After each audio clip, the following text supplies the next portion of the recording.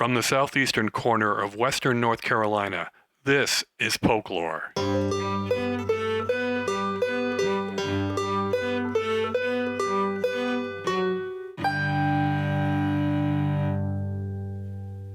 I'm your host, James Hernishin. Almost since the day the last coal train rolled down the Saluda Grade 21 years ago, the idea of converting the rail bed to a bicycle and hiking trail has captured the imagination, if not the pocketbooks, of Polk County's leading citizens. At first, the scheme wasn't much more than a fantasy.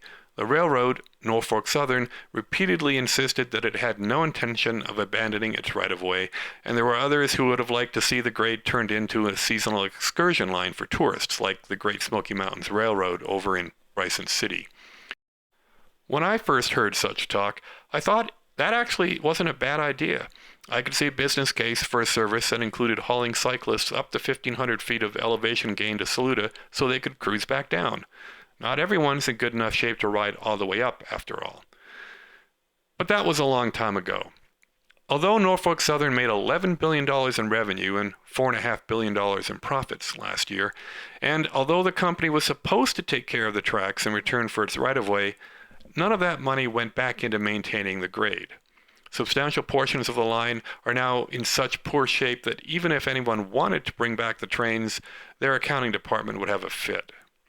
All of a sudden, though, there's a real possibility that the Rails to Trails vision for the grade will actually come about. This summer, we learned that Norfolk Southern has finally agreed to sit down and talk with an interested buyer. That buyer is a group of 3 nonprofits, Conserving Carolina, Upstate Forever, and Spartanburg-based PAL, which stands for Play, Advocate, and Live Well. If they can reach a deal, the 31 miles of track from Inman, South Carolina to Zirconia, North Carolina will be ripped up, hauled away, and replaced by a trail for cyclists and hikers. Sounds great, right? I think so, but not everyone is convinced. Rails to trails are popular all over North America, especially in places like Polk County, which don't have enough people for a commuter rail line. But each project is unique. The Thermal Belt Trail in Rutherford County, for example, is very different from the Swamp Rabbit Trail between Travelers Rest and Greenville.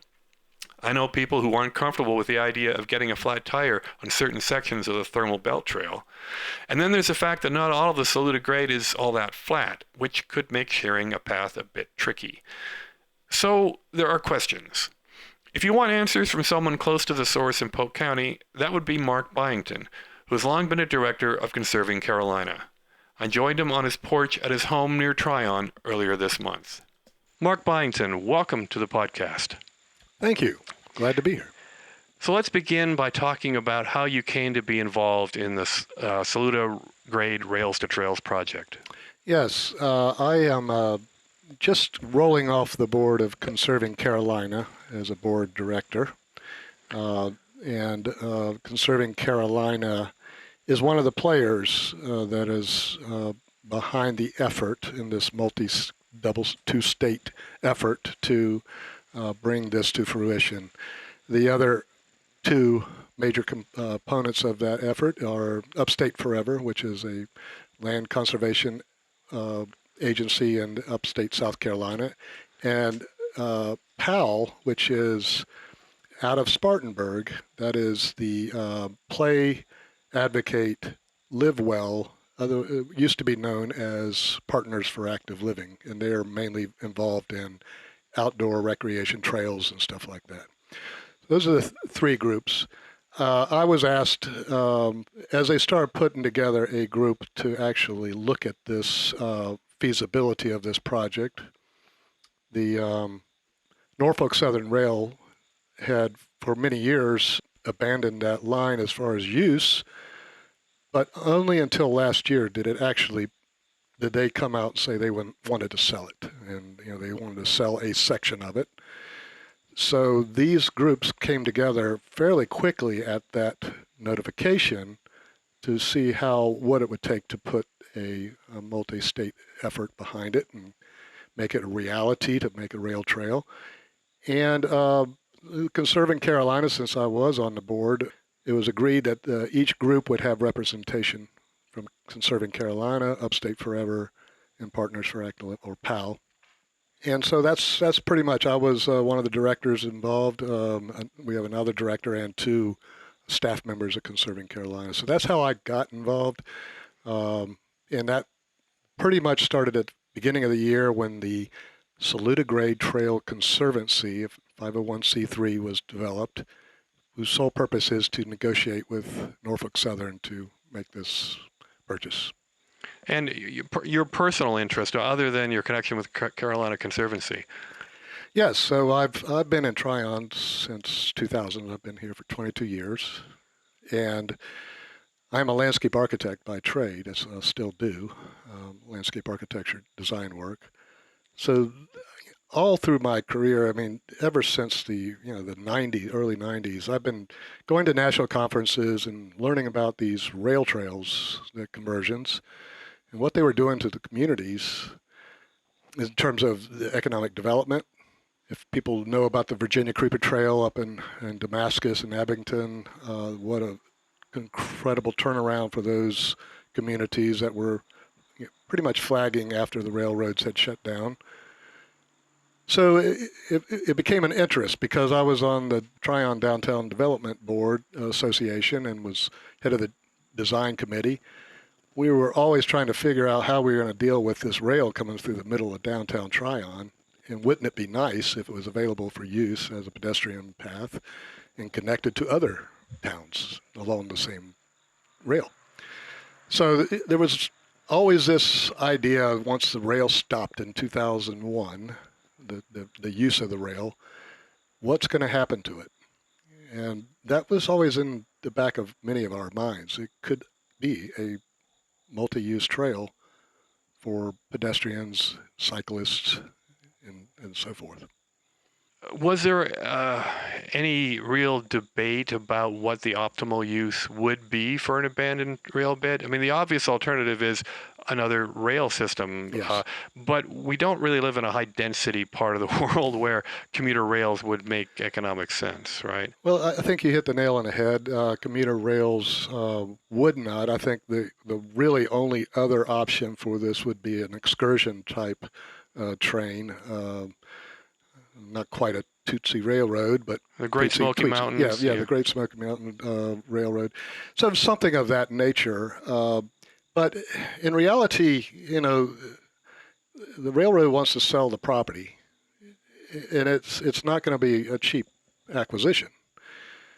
The fact that the rails are there is not really true. The rails are partially there. There's been washouts up the grade, the damage to the rail lines. It's going to take a tremendous amount of capital and effort to rebuild the rail to make it usable again for something like an excursion train.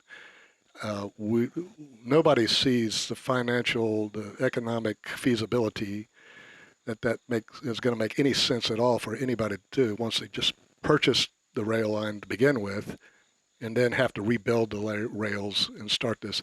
So we think it's the best use for the community as a whole for both states, and there are a lot of people who are in agreement with that. Well, that's my first real question is, do you sense that the community as a whole, Polk County as a whole, or at least the southern part of Polk County that's along the rail line, is generally in favor of this? There's going to be opposition. We know it. We've seen it in the past when there was a earlier effort to at least start the process of thinking about a rail trail, and that was a few years back. There was opposition then. We know there's going to be opposition. However, yes, your question is, yes, I think so far we're hearing overwhelming support for this idea based on what it means to the community.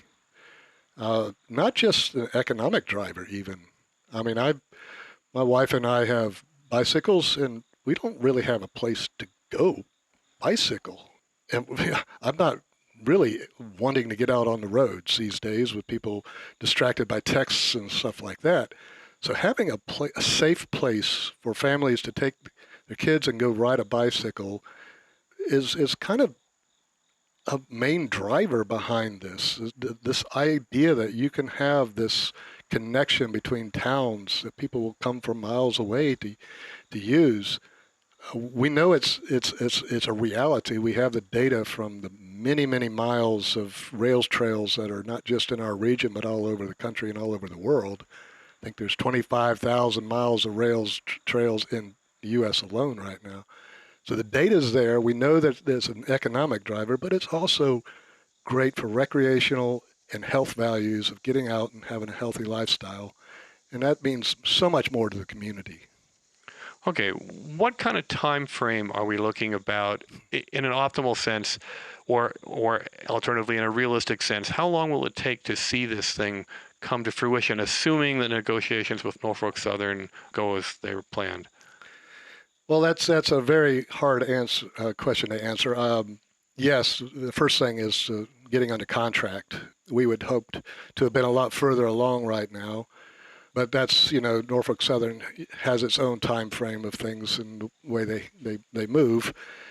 We were moving pretty well with negotiations back in the spring, and then we had like a long radio silence over the summer that kind of had us a little worried, but we are now back at the table with them again. We had a meeting 2 weeks ago. We feel like we're getting closer and closer to that contract. Once it gets under contract, the hope was that we would have the ability to close by the end of 2023. There's a lot that has to happen there. First off, the railroad would have to apply to the Surface Transportation Board, the Federal Surface Transportation Board, for what's called a rail banking, and that enables them to sell the property but still retain the rights if in the future there is a paramount need for rail service to ever come back to this area. They could convert the trail back from a trail to a rail. And that's how, and that legislation began, and I think that was a federal legislation that was enacted in 1986, I believe, that allows rail banking, and that's what we're going after. So that's a process in and of itself. Once we get it under contract, they will have to apply for that, and then we'll have to raise money, a lot of it. So it sounds a little more complicated than just them giving up the rail right of way. Yes. Yeah. I'm curious, and I don't know if you know the answer to this, but what changed for Norfolk Southern after 20 years of basically saying we're not interested, don't want to talk about it, and now they've come to the table? I can't be for sure. I don't speak for Norfolk Southern.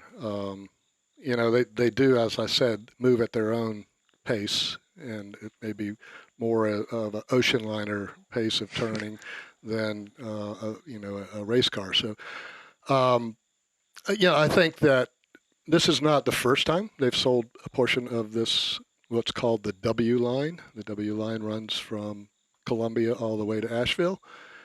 They back a few years back, they sold the portion from just south of Flat Rock to Asheville to Watco, another rail company. And then, so now they're looking to sell this portion from Inman to Zirconia. And it's originally was 26 point something miles. First part of our negotiation, because it started north of Inman. We said, can we extend it through Inman and include that community as part of the rail trail? And they agreed to that. So now it is 31.3 miles starting from 176 south of Inman and going all the way past Lake Summit, and into Zirconia. Now, my understanding was that the rail company liked the idea of keeping its options open with the Saluda Grade stretch, because in case they needed it, if their other routes got destroyed by a landslide or something, they could reactivate this route and use it to haul mostly coal, I think. I remember hearing those same statements back a few years ago. So I guess the question is, why did they have a change of mind? And again, I don't know for sure, but obviously, if they don't have that section up into Asheville, why would they need the section from Flat Rock down to Inman? It also occurs to me that the writing is now on the wall for the coal industry. Maybe 15 years, and all the coal plants will be shut down. So Yes, there's no other reason for the line to be moving freight. and that's a reasonable assumption there. I mean, I can't again say anything for Norfolk Southern, but yes, I mean, there's probably multiple reasons. Kind of like if it's true, then this is like a nice little positive side effect of the transition to clean energy. Wouldn't that be great? Yeah. No, yeah, exactly. So Norfolk Southern also had they got like a $500 million grant about going green a couple of years ago. So this may be part of that equation as well. But they're still going to drive a hard bargain, do you think? Yes. Yeah. Yeah, you've heard of the Acosta Trail. Yeah. And that was Watco. So it was a little bit different. This price per mile is a lot higher than the Acosta Trail was. We were dealing with different entities, and the fact that Watco owned the Acosta line is different because they didn't really want that to begin with. It was a part of a package. They needed that main line of the W line and some other things. But this one, they said, you take it all as a package or nothing. So they weren't really using that at all and had less incentive to put a real steep price on it. But it did take some money. In this case, they pretty much said, this is our offer, take it or leave it, but knowing that we weren't going to take it, we would come back, and it is a real estate negotiation. We didn't come in with anything unreasonable as far as an initial offer. We did have a very in-depth real estate appraisal done of the entire rail line, that entire section. So we have a pretty good idea what the value is. That must have cost a fair bit just doing the appraisal. Sure. Yeah, there's been money already spent. There's been some money already allocated from the North Carolina legislation for us to do a feasibility study. And the reason we're even talking today, the reason it's out there and we had to roll it out, was that South Carolina, their contingency applied for and got $5 million from the state legislature for this next year's budget. That, of course, was public news. And right. When Spartanburg and some other places started publishing that, we had our PR ready and ready to go and said, okay, we got to roll it out. We were hoping to have it under contract before. Yeah, I did remember when I saw the press release going, this is a little bit awkward. Yes. Because all the pieces aren't in place yet. We're talking about tens of millions of dollars. Yes. Right. And the $5 million that South Carolina's come up with is just... It's a start. It's a start. If North Carolina matches that, then we're That's our hope. Starting to look at something reasonable. Yeah. Well, that brings me up to the really tough question, I think, is that Polk County, there's a lot of money in this county, but we're not a wealthy county in a big scheme of things. If you're talking about trying to scare up millions of dollars from those in a position to donate, you're competing with other projects. Yes. The YMCA of Spartanburg is looking very seriously at building a Y in Polk County, and that's going to cost more tens of millions of dollars, yes. Especially if they build a pool, which might not be economically feasible, but it's what everybody wants. Yep. So the timing seems to me a little bit inopportune. Yes and no. I think the timing in a broader sense from a federal and state budget level may be as good as we think it's been in a while, and maybe we don't know what the future holds there. So we think that if we move fast, those monies, and that's where the big dollars will come from. We're not looking at county funding. We're, town funding. We may be asking county if they could take over maintenance in the future. But that's in Spartanburg County has already agreed to do that. Okay. And so those, we do need local funds, though. We need local funds in order to provide local matching funds for those bigger federal grants. Yes, because the federal and state levels will only support a project if it has community Yes. support, which has to be demonstrated by financial commitment, right? Correct. So, I mean, how much money do you think we need to get committed from the county? So I don't know what we need from the county. No, I mean Again, the county yeah, yeah. as a community. I mean, and we've got several counties. With this, and we got Polk County, Henderson County, and then South Carolina has primarily Spartanburg County, a little bit of Greenville County. But again, the issue, what we're looking primarily for is those big federal, state, monies, the grants that would enable this thing to really get going, with the addition of, and we've already gotten some local support. I don't know if you heard of Polk County Community Foundation. Yes. $250,000 was one of the biggest monies they've allocated in their history towards this project. And there's been $100,000, I believe, from a philanthropist in Greenville County, in Spartanburg County. So the local support will be, I think, enough to get those matching grants. And everybody can certainly help fund, what we can. There's going to be, Acosta Trail is raising millions from individuals. There are so many individuals who have stepped forward with donations for that project. Well, I know that certainly cycling is a very popular thing to do. And like you were talking earlier, there's tons of people, because I'm one of them as well, who loves the idea of hopping on their bike and going out on a dedicated trail. But competing with traffic on 176 is not my idea of a fun time. It's not. I mean, we have to go to the thermal belt line, like you said. If we want to just spend a day on a bike, or go out for a morning, and that's a haul over to Rutherford, Gilkey, or to go down to the Swamp Rabbit, in Travelers Rest, pick it up there, and so to have that locally available, again, kids can have a safe place to get out, ride their bikes. People can have a safe place to get out and jog or walk. That means more than, to me, a lot of the economic numbers, because we know that's going to come. The tourists will come. They'll spend their dollars. Businesses will pop up. You'll have bike shops. You'll have the little restaurants, just like they have in Travelers Rest. If you remember if you've been down to Travelers Rest before the Swamp Rabbit Trail, you know what major impact this It's trail. a dramatic transformation. Yes. Yeah.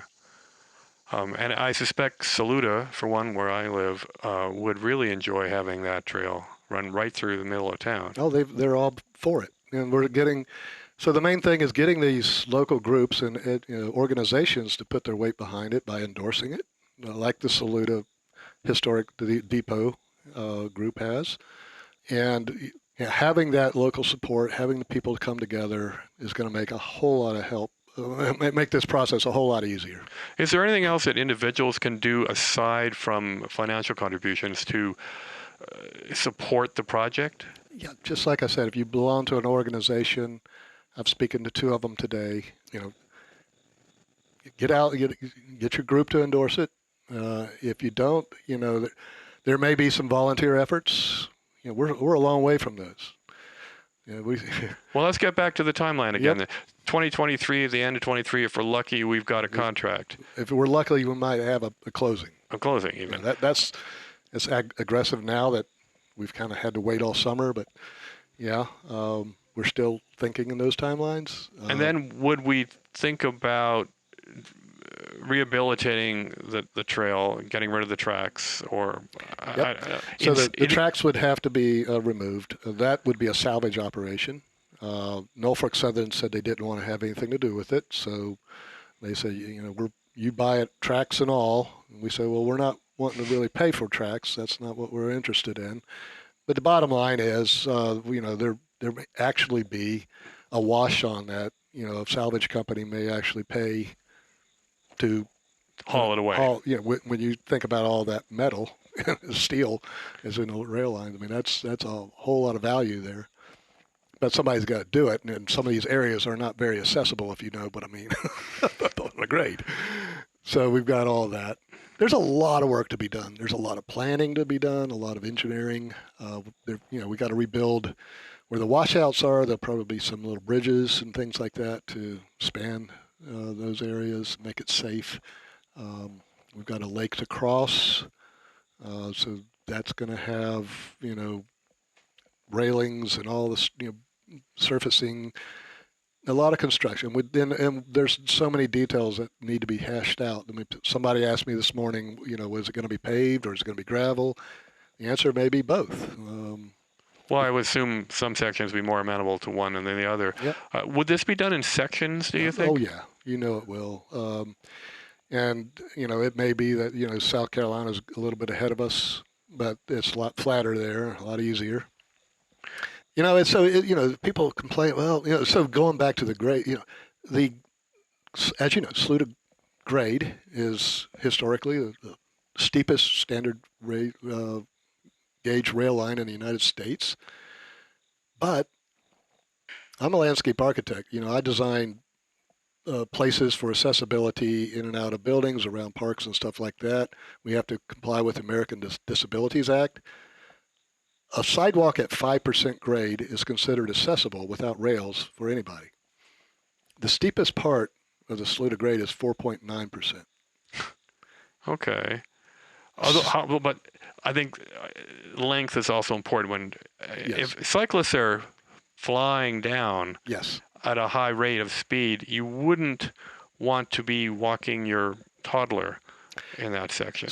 So that's why I said we may look at different surfacing. The Virginia Creeper is close to what Saluda Grade is. It's gravel. I mean, it's a crushed aggregate surface, and that tends to slow people down. And that's probably what we'll think about in those steeper areas, especially when you get down into the towns and everything. I would certainly advocate for them being paved. It sounds to me like a decade. I would hope less than a decade, but it really is amount of, the funding that becomes available after the purchase, if we can get the purchase money. The ballpark range that, the initial wanted $30 million for that section. We're obviously negotiating, trying to get less, make it less. There's been some estimates that the construction may be another 30. So, that is a lot of money to raise. It's been done all over, though, and if we can get that support from the feds and the states, well, I think, when they start seeing what it means to their tax revenues, then people will start to take it seriously and the big money will become available. And that's what it's really going to boil down to. I mean, the construction won't take that long. It's just getting there where you have the funding to do it. So maybe it'll be done in time for you and I to actually I certainly not have to James. ride an electric bike to enjoy it. I certainly hope so. I'm a little bit more optimistic. I don't think it's going to be a decade. I've heard a lot of people say, I hope it happens in my lifetime, and some of those people are a lot older than me. There's been a lot of excitement about it, but we've got to temper that with the realities of a project this scale and magnitude. Well, that's part why I wanted to talk to you for this podcast, because when the press release came out, it was like a month ago or so, there was a lot of excitement, and the Facebook was just blowing up with people talking about it.